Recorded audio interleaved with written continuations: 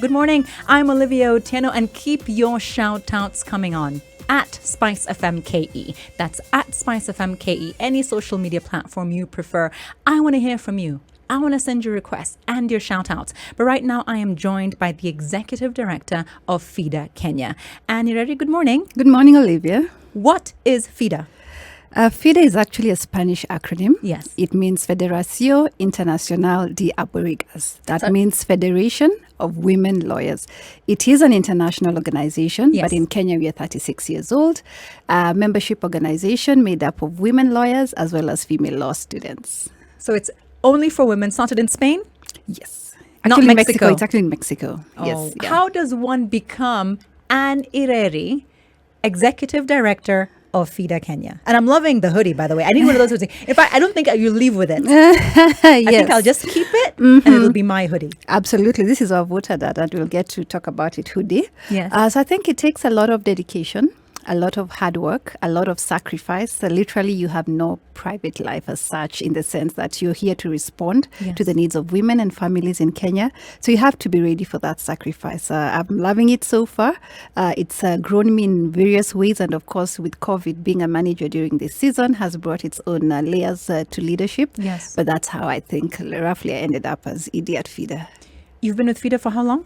Since I left law school. No. Yes. It's been my first job. Yes.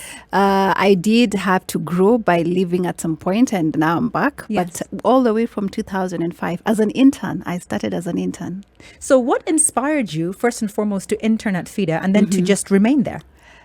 So I had done my chambering, which is Yes. what we do under Kenya School of Law, in a big law firm, Yes. largely corporate. Yes. But I had great pupil masters who were women then. They're now senior counsel in Kenya. Yes. And they kept on encouraging me that, you know what, and it's beyond this corporate, glamorous legal life, Yes. volunteer sometime. And they actually encouraged me to look at FIDA. So when I went to volunteer and interned at FIDA, Olivia, what I saw was something very different. I saw girls my age with very sad stories. And the only difference between them and us is that our parents had a chance to take us to school. They Yes. invested in us. We grew up with our brothers having equal opportunity. And since then, I never looked back. So when I became an advocate in early 2006, thankfully, I had at least more than one job offers, but I didn't think twice about FIDA. Joined. I joined FIDA full time. So we're looking at women and politics, Yes. primarily here in Kenya. Yes. Give me some statistics. Yes. Where are we? How is it looking? Are we better than we were 10 years ago? Is there improvement? Is it a disaster? So how does the landscape look? Okay. So in addition to being ED at FIDA, the other hat I'll wear in this show is a chairperson of ELOG. Okay. And that's Election Observation Group. Okay. And that really broadens the scope of why we need women in politics, because it's tied to the electoral process. Yes. So in terms of statistics, women are largely 51-52% in Kenya. Over the years, we have seen a growth in the number of women who are elected into representation, because there is appointive representation, Yes. but elected representation as well. We now have two tiers of government, national government and the county government. Yes. Statistically, if we look at a National Assembly, we are roughly at around 23% of women represented there. And largely... That includes elected and appointed. Yes, and largely it's because of the affirmative action seats, where each of the 47 counties has a special seat for women. Yes. So if we didn't have that affirmative action, chances are quite high we'd have dwindled numbers. 10%. Yeah, Yeah. or possibly, yeah. But at the counties, we are excited because the counties have been able to achieve the 2/3, largely through nomination. But here's the thing, and Yes. that's what we are really appealing to Kenyans, that when we talk about women and politics, Yes. it's just not for the sake of numbers. There's a value to it, and I'll unpack it. Yes. Because they are a huge segment of the population. It just makes sense because this is about representative politics. If you look at our constitution, Yes. the power of the people is sovereign. Yes. We the people, that's Yes. what the language is. And Yes. so we the people delegate the power to rule our country and to govern it through representative politics. Yes. So it just makes sense that if we are having 50 50 or 51% of women, then that should reflect in the decisions made, in the numbers that are taken to parliament, in the policies that eventually affect women. So that's the whole reason or the rationale behind it, which we are appealing to Kenyans, because I know often there are different narratives about having women in politics. It's simply because we must have everyone's voice at the table. And remember, women, Olivia, we're also diverse. We have marginalized women, we have minority women, we have women with disability, we have young women, we have elderly women. So it's about including everyone on the table to make policy decisions. I'm going to play devil's advocate.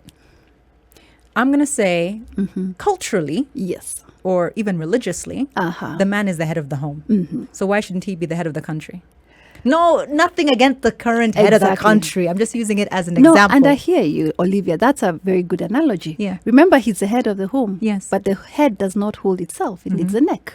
If I use that analogy. Yes. So what we are saying is that at the end of the day, it's not about competition. For instance, if we have one president to be elected, our rallying call is let the best candidate be elected. If it happens to be a woman, let us not look at her gender.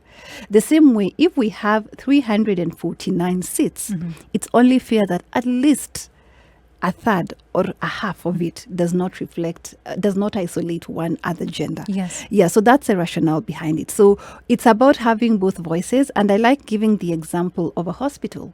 If you're constructing a hospital, how men and women look at it will be very different. And that's very important. But I'm continuing my conversation with a lady who, when she was starting her internship at FIDA-KENYA, I was winning Chaguo Latinis. You see the paths? And Ireri? Yes. You see the paths? I see. Yeah, I was there like with my neck again. You were like, no, we need to make a positive impact. We need to have change for women. Anyway, Anne, you've told me that there's 23% representation currently for women in politics in Kenya. National government versus county government, what is it looking like? The county governments are actually better because the counties were able to take advantage of the top-ups and the nominations. So they're actually at a third. They are compliant, largely. They're compliant. It is at the national level, and you recall that's where we have the two-thirds bill that we are still struggling to pass. So national government and women in politics, what are the challenges that they're facing? Why aren't those numbers increasing? Why are they not getting elected? So if you look at the history of our country in terms of politics, the biggest influence or the biggest factor in elective politics in Kenya are the political parties.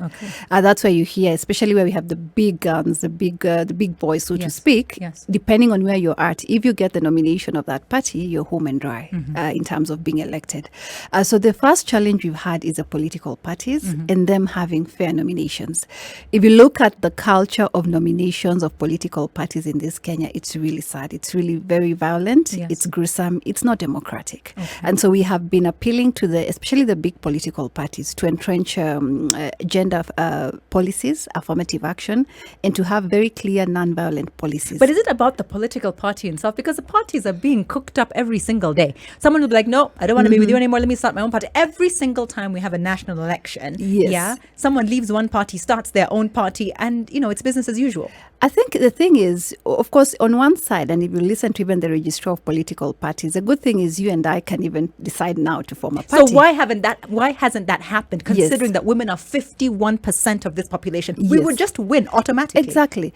So I think, so one is the political parties, as I've mentioned, because again, it takes a while before a political party gets traction, especially at county levels. We'll have to invest. If we have Anne and Olivia's party, a lot of groundwork needs to happen. So that you find women are then left with the big players, and the big players usually have their own unique problems. They belong to individuals, and the men really call the shots. That is one.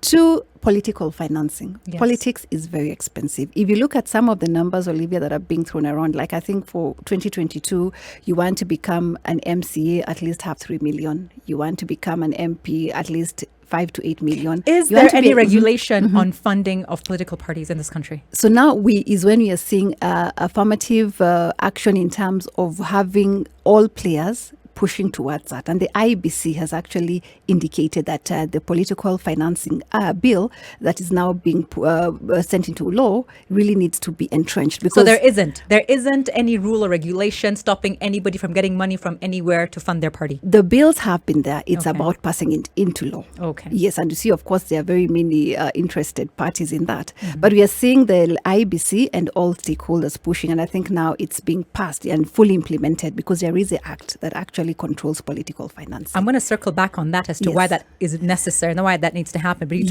we're talking about challenges facing Yes. women in politics currently. We've talked about the parties. We've talked about the funding. Yes. What The else? third thing is violence that comes with it, because then violence looks at the issues of security. And to be certain, as a female candidate in Kibra or in Mombasa or in Masailand, that if I go and declare my candidature, I will not be singled out just because I'm a woman. And we've had gruesome stories from very senior women politicians in Are this these country. public stories? They are. Tell me. Yes, I mean, you have someone who's a senior, such as Madam FIDA-KENYA and Grace Ogot, who are the trailblazers, telling us, even then, when you go and campaign and someone just from the crowd asks you, are you married? Who's your husband? And to the point of even being physically abusive, you have to really think about your security. Yes. And so for us, we are trying to prepare women that it's not really, I know there's an element of having women in Yes. parliament, but you Yes. don't want to overly romanticize it. Yes. It's not a walk in the park. So we need to prepare you in terms of mentally, psychologically, and physically on what to anticipate. Because remember, as a woman, you're going to be preparing twice as hard. So that is very, very important. So we have the elements of politics and, of course, culture. Yes. Our culture that still stereotypes women that they should not participate in elective politics, Yes. or they have narratives. So, for instance, if you're a woman, Yes. the question is, are you married or not? If you're married, are you married within the community or not? If you're married outside the community, why are you not vying there? Why are you vying here? So there's always a question that a woman has to face, which men don't face. And these are Yes. some of the barriers we need to start deconstructing so that women are looked at and perceived. At the end of the day, it's not about you being a woman. What are you going to do for the people? And that's very important. I love that you talked about Phoebe Asio. I love that you talked about Grace Ogot, and I am sending shout outs. So you, as ED of FIDA-KENYA, I want you to send out some shout outs to some women who are currently in politics, who are currently living this grind, who are Yes. currently facing these challenges, and just tell them, tuko pamoja. I'm giving you this opportunity. Send your shout outs. Okay, thank you. So as ED of FIDA, I want to send a shout out and a special message to all women politicians at county level, at national level, and at very top level. I know women are doing great things. We have women governors. We have 2 of them now. Sadly, we lost 1. Yes. We have wonderful women who many are FIDA members, the Yes. likes of Alice Wahome, Emilio Thiambo. Those Yes. are FIDA members. Yes, But yes. not forgetting the champions at county levels. Yes. We have the members of county assemblies. Yes. We're telling them, girls, we are Yes. proud of you and you've inspired a whole lot. And very important, for those who are preparing to get into politics Yes. as women, Yes. we are behind you as FIDA. I'm Olivia Otieno. You're listening to Double O Direct, female host, female artist, female guests. And I've got some Leona Lewis and Diana King on the way. Plus your shout outs. Please keep sharing them at Spice FM KE, like Victor, Monica, Dennis. I see you. Thank you so much. Right now, though, I'm with Anne Ireri. She is the executive director for FIDA-KENYA. And Anne, I want to know primarily when women walk through the doors of FIDA, what is going through their mind? What are they there for? When women come to FIDA, Olivia, most of them, regardless of the legal challenge they're facing, are at their lowest. They really don't know who else to go to, if not FIDA. Yes. So usually they come as a last resort, Yes. meaning they have tried every other option in terms of resolving whatever challenge they have. And so they come to us quite broken, in need of a lot of affirmation. Yes. And that is what we work towards. So we look at it as a last resort. And because of that huge responsibility we have, we try our best to see, okay, what can we do about the issue? And were they getting in physically, like even now in COVID times, how are they approaching FIDA? You'll be amazed. Since 15th of April last year, when we had to scale down operations because of COVID and the lockdowns and the movement restrictions, we launched a toll-free number, 0800 720 501. 0800 720 720 501. 501. And to date, Olivia, we've received over 7,000 7,000 calls. by Kenyans, men, women, families in Kenya, diaspora, people just calling us, telling us, you know what, I'm stressed about COVID. I've Yes. lost loved ones. What Yes. do I do? So we've been working literally, I think, when everyone else was sort of taking a laid back Yes. approach, FIDA, we've been working 24 hours. In fact, we've been strained, but we're not complaining. We've had to get reinforcement, Yes. get the toll-free numbers manned by 24-hour counselors and lawyers. Yes. So that's the level of responsibility that we've seen the society give us. And statistically, when the women walk through, or people walk through your doors looking for assistance, for what reason are they seeking assistance? What is their legal problem or their personal problem? What is the challenge that has brought them to FIDA? Most of the cases are family related, so Yes. either child custody and maintenance, which is the most common, Yes. and for which we don't rush to court fast. We do mediation through ADR. Yes. We have, of course, separation and divorce cases. We have land disputes, succession disputes, Yes. civil disputes, and increasingly, because of COVID, we've seen a lot of gender-based violence cases. So those are the cases, either assault, physical violence, and also emotional violence, which tops the list of the level of or the types of violence that we have seen. Sexual violence, Yes. of course, yeah. So we have a myriad of cases, including even people who are being terminated at work simply because of their gender and sexual harassment matters. So those are the cases that we tend to deal with. Those we can take because also we are a lean team. Remember, we are non-government organization. Yes. Yeah, so we have restrictions in terms of our resources, but where we can, we help in-house. Where we need to refer the cases to pro bono lawyers that we work with or partners who we work with, then we are able to collaborate on that front. When it comes to cases even of domestic violence or sexual harassment in the workplace, there are certain things you always see. You should have had this. You should have taken a photo of that. You should have saved that. In a nutshell, when someone is coming to seek assistance, what are some of the things you ask that they bring to you in order, evidence, etc., that you think, don't delete that. Yes. Don't throw that away. Yes. Keep that. What are those things?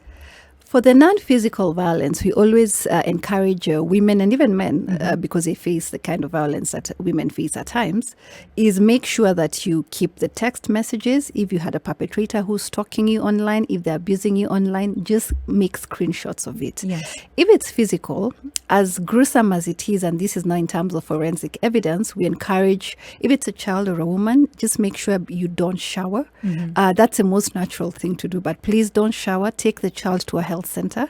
They'll be fast-tracked. Let the medical evidence, the forensic evidence be obtained and stored, because that's very crucial in the criminal justice chain. We've seen lots of cases not go through the system or a sentence being watered down because the evidence was not that strong. Okay. So don't shower if it's a sexual assault. Yes. Just get as soon as you can to the nearest health center. Let them examine you, get the forensic evidence out, then you can go home. And of course, seek psychosocial support. That's very important.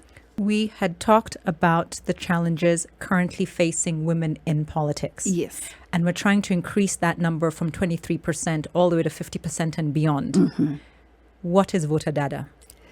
Thank you, Olivia. Voter Dada is an initiative by FIDA-KENYA for the 2022 general elections.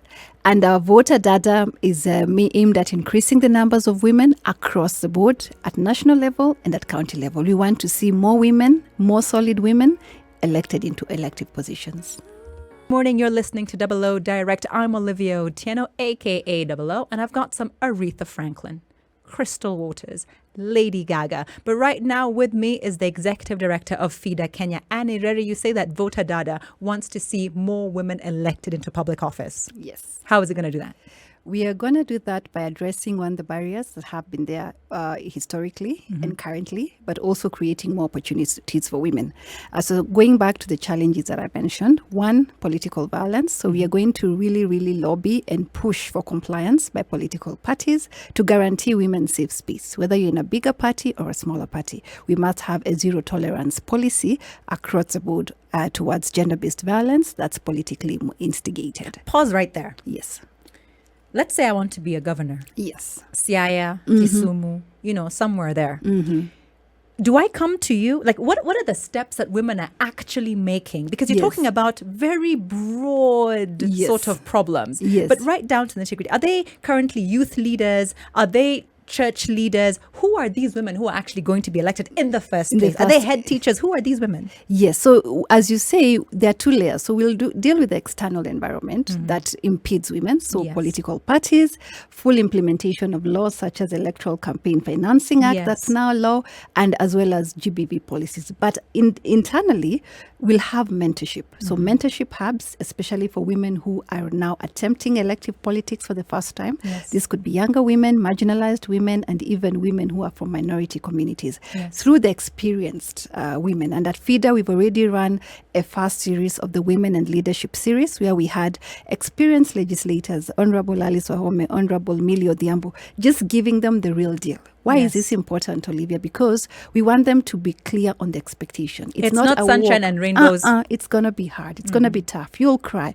I mean, it was one of the for those who tuned in, it was an emotional session because the women, at the end of the day, are human. Their wives, their mothers, their daughters, their sisters. So how does this impede on you as a person? So that you prepare for it properly, holistically. As FIDA will give you support in terms of psychosocial working with you, training where it's necessary, helping you to be able to attract campaign financing as much as we might not give you that. But over and above that, we will talk to the big guns, those vehicles that you need to get into politics, who are the political parties that they have to leverage and make sure there's a safe space for women. So Voter Data is an initiative that we are looking forward to having not women, more women for the sake of numbers, but to show evidence. And there's very systemic evidence that where you've had more women in politics in those counties, we've had progressive legislation towards women. Healthcare, reproductive healthcare, for instance, gender-based violence, water and sanitation, that's something very close to women, infrastructure. Because often we look at a road, we never imagine what it means to have proper roads for women, especially in the rural areas. So having all that young women concerned so that they're not victims of femicide as we have been seeing. So it's important. And why is it important? Kenya will be better by having women, more women, the right women and men as well, to be able to articulate the concerns of women and families collectively. Are there any case studies externally in other countries that FIDA is looking at or that is being looked at that shows that that actually happens when you have more women in public office? Absolutely. I think within the African continent, there are a number of countries that have gone before us. We've had Uganda, who've even had a vice president. And of course, Tanzania, who now have a president who's a woman. Rwanda has done very well. But even beyond that, we have a lot of good case studies in Europe where we've had increasingly numbers of women through affirmative action that have guaranteed women numbers increasing in parliament, and what that means in terms of legislation, in terms of progressive policies. Now, what I want is that toll-free number once again, please. The toll-free number for FIDA-KENYA is 0800 720 501. One more time. 0800 720 501. I'm Olivia Otieno. This is Double O Direct, and your shout-outs at Spice FM KE. Send them through. Lakini dunia inaisha. Dunia inaisha. That was a proclamation made by one Jane Mugo on the adults on Wednesday evening. I'll be filling you in on why the world is ending. But Ireri, as we wrap up, Voter Data. We've gone through the good, the bad, the ugly of women and politics, especially here in Kenya, only at 23%. Those numbers need to go up. What are your parting shots? My parting shots are three. One, I'm really urging all Kenyans to get involved in politics. We are barely a year into the next general election. What do you mean get involved? How will I get involved? Means get out there. If a politician is coming to your locale, please go and listen to what they're saying. Ask them questions. If they're campaigning peacefully, ask them, what does this mean for me? So let's not take a back seat and wait for the voting day because the results will be the same. But if people go out to look for these politicians, all that will come out in the media, look at the numbers I attracted. That's it. And you see, part of the narrative changing will be, if even just a handful of Kenyans go there and the politicians start speaking their manifesto and they interrupt and tell them, no, I have a question. We have a dam here that was never fixed. The dispensary here is not even giving vaccines for COVID. Na hii barabara imeshinda hapa. Women have even been ill trying to get to hospital to give life. So when we start getting involved, because the sad thing, and I want to appeal especially to the middle class. We have taken a back seat. And that is why we'll keep complaining. Nyinyi ambao mnasikia Spice FM, the middle class. Yes. Please please get out there. Yes. Get involved with your local politicians. How many of us know who our local MCA is, but you voted for them? So let's get out there. That is one. The more we get involved, the more we sanitize our politics. That's very important. Is there information on the FIDA-KENYA website on who my local MCA is? Like, I know you're telling me do this, do this, Yes. do this, but where should we go for this information? Because honestly, we don't know. So where do we go to get it? You see, the first thing is that's part of, because you look at IBC, go to the IBC website, go Yes. to the political parties website. Yes. All this information is there. And you Yes. see, we are very tech savvy Yes. on other matters, Yes. we are there, which is fine. You're on Double O's TikTok. outfit on Insta. Exactly. Yeah. But the same enthusiasm means let's get involved in politics. And I'll reiterate, why is it important? There's a direct link on politics and the quality of life. Yes. I think the second president, and I'll still quote him, of Kenya, who said, siasa mbaya, maisha mbaya. You're talking about He's the late president, Daniel Arap Moi. Yes. Nilikunywa maziwa ya Nyayo. So I'm a big Exactly. fan, huge Yes. fan of him. May he rest in peace. Exactly. Continue. May he rest in peace. And you see why I keep on saying that it became cliche. But when you unpack that statement, it is loaded, which means good politics, good life. It's Yes. never going to be perfect. So let's get out there, especially the younger Kenyans. Yes. Please get out there. That is one. Yes. Two, vet the candidates properly. Don't look at their gender. First, look at their track record. Yes. If they're men or they're women. And if they're women who happen to impress you, don't be clouded by the stereotype that she's a woman, she can't. Look at her track record, and I can assure you, Olivia, for any woman who throws herself into the race, Yes. she has a stellar track record. Okay. She's done this before. Yes. She's been at the cattle dip. Yes. She's been in boards. Yes. She's been in administration. Yes. So she knows her stuff. Please stop looking at her clothes. Please stop Exactly. looking at her lipstick. Please Exactly. stop looking at her hair. Please stop analyzing her marriage or her Exactly. boyfriend or her children. Those are irrelevant matters. Yes, assess her education. Yes, assess her work ethic. Yes, go and check if she has a certificate of good conduct, by all means. Yes. But let's leave matters that are not related to the agenda and the manifesto out. Yes, that is true. Okay. And then thirdly, Yes. I'll use my example. If it's Anne who has said she wants to be the governor of Nairobi, give her a list. Accountability. Okay. So, Anne, you've come to us, you say you want to be governor of Nairobi. What are you going to do? I'll say I want to increase the road network. I want to increase the health centers. Yes. Have a pact with me, because that's what developed democracies are doing. Yes. In a way that you appraise me. Remember, I'm not going there to work for me. I'm working for the citizenry who took me there. So have a means of checking me. That I said within 1 year, within 2 years of me being in office, this is what I'm going to do. And if I disappear, call me out. You see, that's the thing about citizens in Yes. Kenya. We feel so helpless. See, this constitution Yes. has given us even a recall clause. Yes. So why are we not applying it? Because we feel we are at the mercy. Oh, wanasiasa wameenda. Why? Because you're not seizing the power for ourselves. We are sovereign. We Yes. the people. We decide who goes in. Let's hold them to account. Where they've done well, let's applaud them. But let's have a pact with them so that we are able to keep them in check and for them to account, whether they are men or women. And that's the only way we'll have progressive politics that accommodates everyone for the betterment of our society. Can we please tell people not to be bought? Absolutely. If you need money, it's because the people you have elected have not created a society in which you can make that money for yourself. Do not be bought for an absolute fraction, of what you should actually be having as a result of poor leadership. I'm going to say it. Exactly. Do not be bought. Thank you, Anne. Thank you. Have a great weekend. You too. Thank you.